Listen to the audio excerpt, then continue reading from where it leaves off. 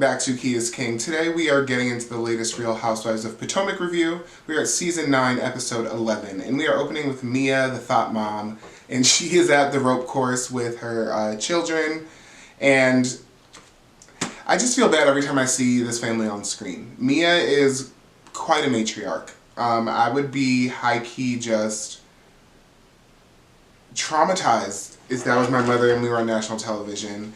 But she has brought her children to the rope course and is talking about being there for them while the parents are getting divorced and all this stuff. But she's also just wearing like a wrestler, not a wrestler's bodysuit, but she's just like, oh my god, she's... What a way to start an episode. I'll say it that way. We move on from Thought Mom and we go to lunch with Stacy, Giselle, and Karen. And so they're all meeting up to just have a little powwow. And Stacy is coming into this lunch being very intent on getting to Giselle's soft center and being her bestie. I don't know why the random obsession with being her bestie. I don't know if that's foreshadowing to the opposite, but it felt just very strange and random for her to be like, all of a sudden she wants to be Giselle's bestie. But they're having essentially they're kind of hazing Stacy a little bit is how I feel. Karen and Giselle are quite the frenemy duo, as we all know, who love this franchise or have been watching it for some time, and they're just kind of giving it to Stacy a little bit and just having some fun with her, and those moments always make me giggle. But we intro to the Love Lagoon, which is Karen's latest party, and apparently I've been asleep to the fact that she does love-themed parties. Like, really, I had to think about it and be like, does she do a lot of love-themed parties? But apparently she does. She's done at least one before, which means she does a lot on this show. And it's interesting because, as I've mentioned before with my little crystal ball, Karen's probably going to get divorced soon. And after, oh my god, the videos, the body cam footage that's been released of Karen, my god. My god. I think it's safe to say that we're throwing a lot of love parties because we are lacking in the love department. It's a little projection. So when she said that, I was like, okay, but she's having a Love Lagoon party and they're introducing it to the episode during this lunch. Which brings them to talk about Stacy and TJ, and they are thinking that TJ is just fucking on something while he's in LA, and that Stacy needs to try more penises, or peni, however you term multiple, of that that organ. But they're just really busting her chops, and Stacy's like, what are you talking about? Like, you know, newscaster Stacy's always confused and coming from a place of curiosity. But that was their lunch in a nutshell. So after that hazing lunch, we move on to a group shopping trip, which maybe sometimes, but it's usually like on a vacation usually. I don't think on a lot of these shows these women have like a full cast shopping trip. But Wendy has invited everyone to this little boutique that Ashley predominantly shops at, and that should have been the sign to run the opposite way. But they are all here to be announced that they're going to Panama. And as they were all arriving, Jacqueline comes in, so excited and thankful to be here, and had to make sure that she mentioned that nobody has been inviting her to their events lately. Girl, why come in the room like that? I'm sure everyone has noticed, and I'm sure half the people have liked it, so like, you are doing nothing, once again. But Wendy announces that they're going to Panama, and they're all excited, except for Kay, who said she likes to go to, like, European countries when she travels, but, like, they're racist as fuck. And you're chocolate as fuck, so you may like it, but do they like you? What kind of time are you having when you go to these European countries? Like, I want to go too, and I'm prepared for the racism, but, like, I've heard from a few credible sources that that's the experience over there if you're a few shades lighter than, light. So, I find that interesting, but maybe she has enough money that she doesn't have to go deal with the people. She could just have a house somewhere to sit in. And if so, maybe I hope so one day. But I was like, okay, interesting. But like I said, people have their preferences. We listen but we don't judge too much. Yeah. So almost immediately after the cast trip is announced, Mia is on a mission to get Jacqueline involved again. She has the brain scheme, or the hair brain scheme, whatever the fuck the term is. Like, look at me, I can't even talk, trying to talk shit about Mia. But she has the bright idea to have Jacqueline come to this Love Lagoon that Karen's having. So she's, I think, consulting, it might have been Wendy and Ashley, definitely Ashley, because Ashley's over there endorsing the mess, because you know Ashley is a messy bitch. But Jacqueline's like, well, Gordon can't go, Ink can't go, so I should bring like Jacqueline. And now she's like, yeah, do it. Okay, calm down.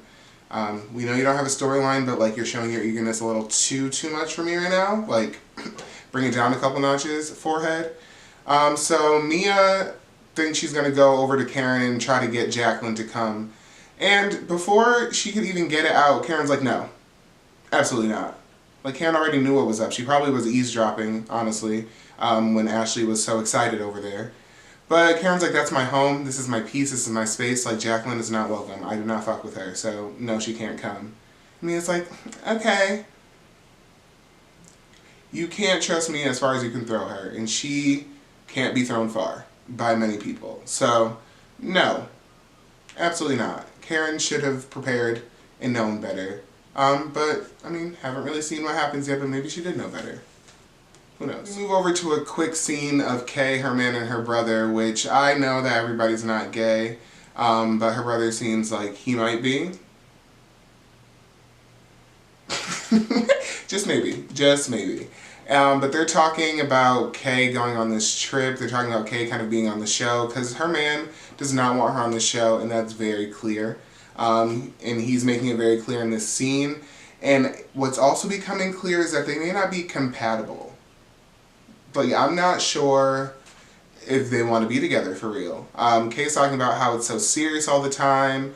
And he's talking about how like he's talking about how she just shouldn't be in the situation really, or be in this spot to be fighting. I mean, she did get her forehead gashed open by a glass and is suing somebody currently. So he's like, I'm not seeing the attraction here.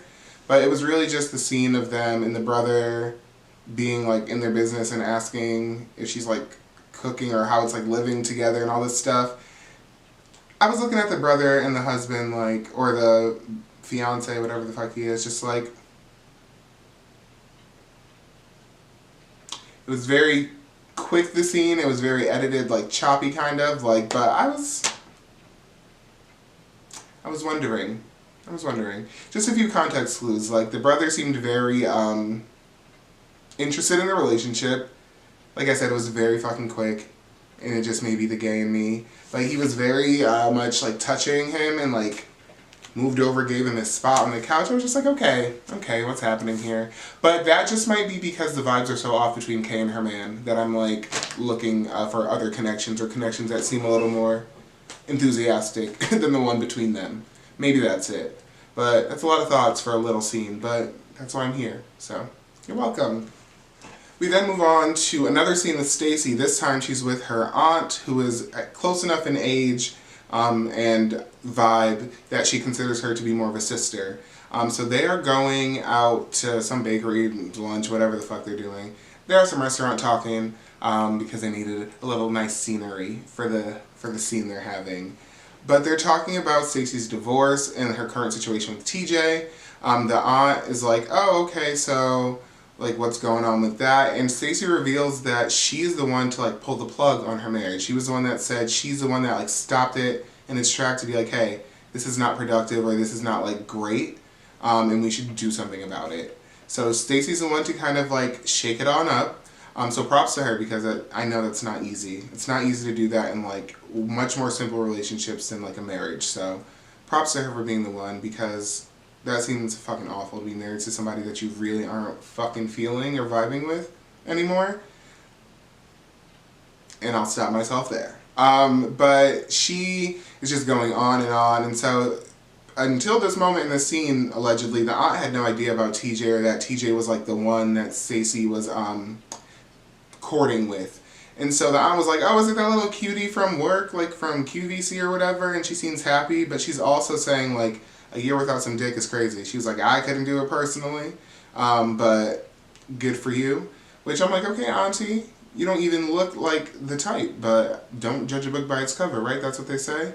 And so she then brings it back to God and saying how like the divorce should be like done and like da-da-da-da. So auntie's a freak, but she's a religious freak, and we all know those are the real freaks. So game recognized game. Not that I'm religious, but like a freak recognized a freak.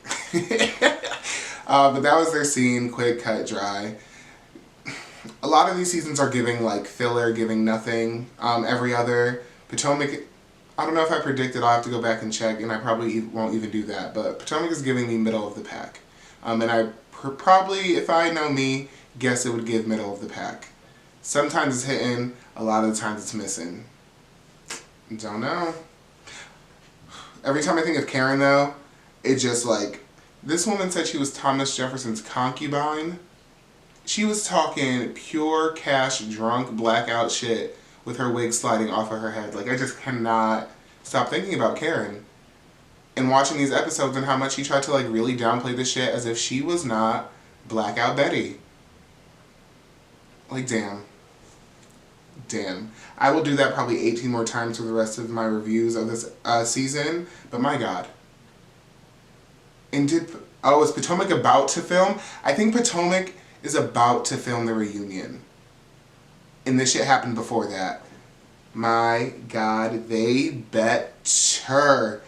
And I know they will because they're black and they always go in on the black people. And I don't want them to go in on them because they're black. I'm just saying, from history's experience, I already know that what I want to happen just because of the situation. But they'll definitely go in on them because they're black. Hopefully not too much. But Karen also needs to be accountable. But damn. Damn, Karen. Damn, Karen. Okay. Back to the episode. So getting back to the matter at hand, Giselle's going on a date with Nam. So the double daters and the speed daters from seasons and episodes past are really hitting it off, apparently. And I'm living for this. Because Giselle and Ashley have a checkered history in my book, you know? But they're giving something a little fun and like light and airy, which I can appreciate for this season specifically. So I like the double date stuff, and I like the men that they chose, honestly. But they're going out. Nams chose to go on a dancing date, which is questionable, because Giselle can't fucking dance, and she's the first one to tell you. They gave her a little montage of she can't fucking dance either. But they're at a dancing date, and they're doing their thing, and Giselle's kind of coming down to the point where she's like, Nams might be too nice. He's never been arrested, and she can't really do that. She needs somebody that's mean to her. And she's a rotted bitch, so so I understand that she needs somebody that's a little mean and wicked and twisted too. And Pastor Holy Whore makes a little sense. And I don't think it's the civil rights arrest that she was trying to reference. I think he was a little nasty himself. But that was their scene. All things considered, it was light and airy and nice to see amongst the other stupid shit that is filling some of these episodes. We then end this episode with Karen's Love Lagoon, and there was a lot happening. Sometimes it got a little fucking boring and I was like fading out or like looking at literally anything else in my room besides the TV. So they open with the party itself looked beautiful. Like the budget, Karen's like, I might have had a DUI for a second time, but I'm going to throw a nice party. And like, I respect that. Somewhere in my brain. And so, the party looks beautiful. It looks great. Ray's in love with the mermaids. They have mermaids for their pool. And they're hopping around, and Ray wants to really help them in. And Karen's like, okay, chill on the mermaids. Please do. And they have a lifeguard too for the mermaids, because I guess they could drown. I don't really know. But the ladies start to arrive slowly. Like I said, the speed daters are carpooling, and it's actually pretty cute. Actually pretty cute. I like the vibes of the speed daters. So, one thing that was noteworthy to me during all the arrivals is that Jazzy comes with a bottle of wine, and she's like, oh, this is from my family's vineyard. Alright, Black Excellence, yes, own a vineyard. Like, I want to go to said vineyard now. Like, I love a good vineyard moment, but I was like, okay, you little nepotism baby, like, I was gagged. I was like, okay, you better go ahead. And we need her as a full-time housewife. Like, whatever was clogging up the contract last time, let's clear it up, let's fix it, and let's get her full-time. I like her. We need more of that. Get rid of Mia, bring in Jazzy. Okay? Okay. So everyone is arriving to the party, getting acquainted. It's on my brain to say that Kay looked like Cher, and I was kind of loving that. Everyone was giving a different look. Mostly everybody looks good, I think, from what I remember. But Kay was really giving me share when she came in. And I was like, period. So they get settled, they start playing their games because all housewives parties have to have messy ass games. And Karen is no exception in her love lagoon. And one of the first questions she asks is, do you believe your partner has cheated on you? And then proceeds to act weird about the question. Because Karen, as we now know for a fact, is a fronter. Like, we knew this already, we really did, but Karen had never been caught out the way she has with this DUI stuff, because who was in that video is not who was on TV. Not exactly.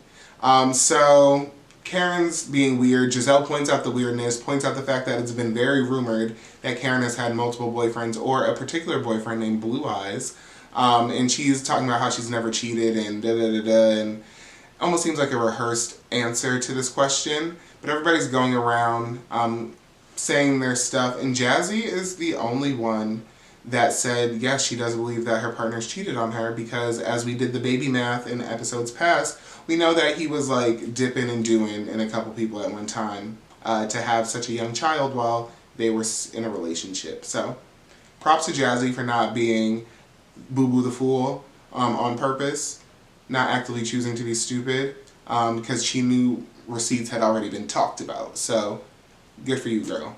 See, this is what happens when you own your truth. You don't have to worry about shit else, because it's the truth.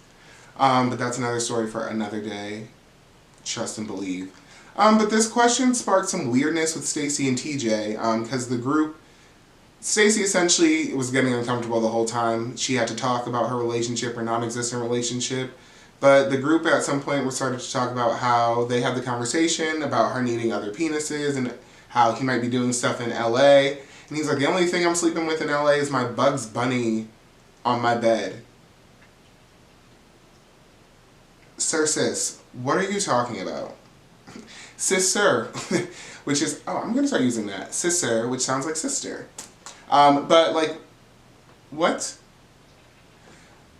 And Giselle's like, I don't think you should say that out loud to people. Like, that doesn't make me question you any less, actually. Like, what the fuck?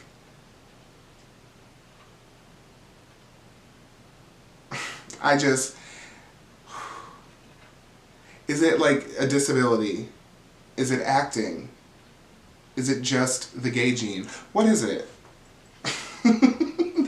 That's quite the options, but like, which one of the three? Because those could be the only things. I guess we could do E.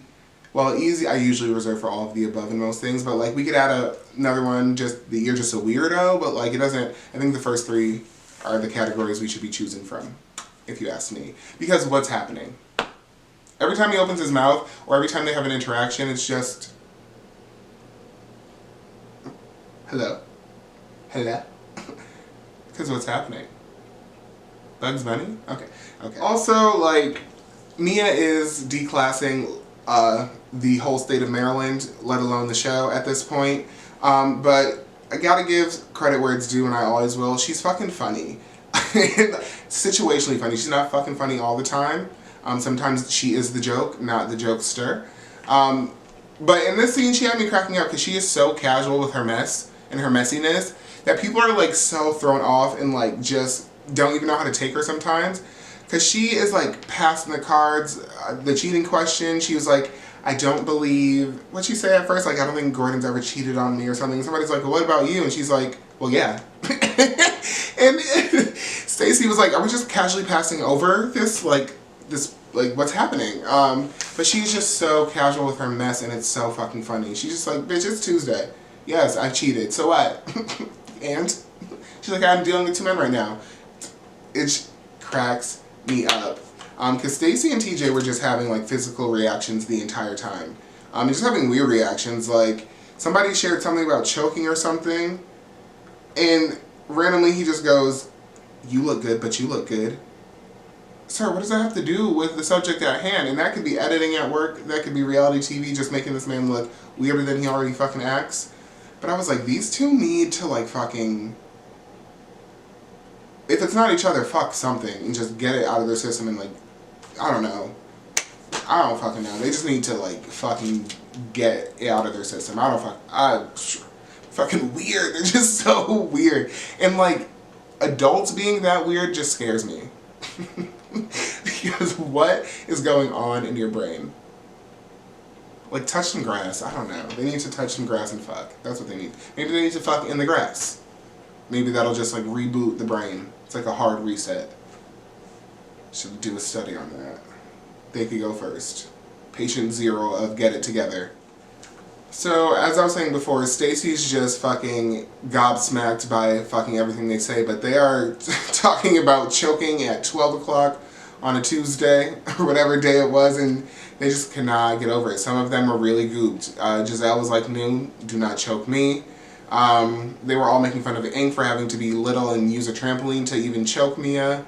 So, like I said, I was in and out throughout that whole thing. All I know is that TJ and Stacey were fucking weird and awkward. I did ultimately like the vibe of all these couples together though, so I don't know what that means as far as do I think all these people should be staying on the show. Because I literally made note of like the vibe between all of this couple, this event was light and airy and fun, and the chemistry seemed to be going very well. Ashley and her new little Jack Harlow boyfriend seems really fucking cool. He can appreciate that Ray is that dude, and because we all love Ray. I think we all love Ray. But the vibes are just really good. Happy Eddie and Wendy were doing their thing, talking about aggression and dominate. Oh, they were talking about who's dominant and passive in the bedroom and all that type of shit. And Stacey and TJ were having a very awkward, I've never had sex but I'm dominant type feeling argument about who would be the dominant one. That'd be the worst fucking sex ever. Like, that'd be the worst, least sold sex tape of all time, if it were to be one. But yeah, the vibes were good until Jacqueline crashes the party. And that's where we actually end this episode, on a Jacqueline cliffhanger, because Karen already made it clear, don't show up to my house. And this woman shows up with balloons and a dog, just doing the most. But we leave off with that cliffhanger, and that was Potomac in a nutshell, season 9, episode 11. Do not forget to comment, like, and subscribe, or comment below, like the video, subscribe to the channel. Don't forget to do any of those things. If you haven't already, please do. And as always, thank you for stopping by. Me and my notebook, we're gonna go. So, see you later.